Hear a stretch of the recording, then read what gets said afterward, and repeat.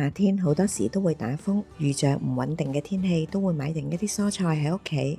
蔬菜格一般都用嚟放青菜。之前咪分享過西蘭花、番茄同埋菇類嘅保鮮方法嘅，今日又試下啲絲瓜可唔可以咁樣保鮮？先將佢洗乾淨，批咗皮，然後切成自己需要嘅形狀，索乾水之後就將佢放入去保鮮盒，然後直接急凍起嚟。另外，琴日咪做咗個煙肉蘆筍卷嘅，一次過用唔晒，但係蘆筍已經飛咗水，所以又將佢放埋入嚟，又試下將佢急凍幾日，睇下個效果點樣。急凍咗3日啦，攞返出嚟睇下，睇落去啲顏色冇咩問題，表面結嘅霜都唔係好多，所以直接將佢放入去鑊裏面炒。由於冇經過解凍，所以就要炒耐少少啦。我甚至乎冚上個鑊蓋焗佢一陣間，煮到全部軟身啦。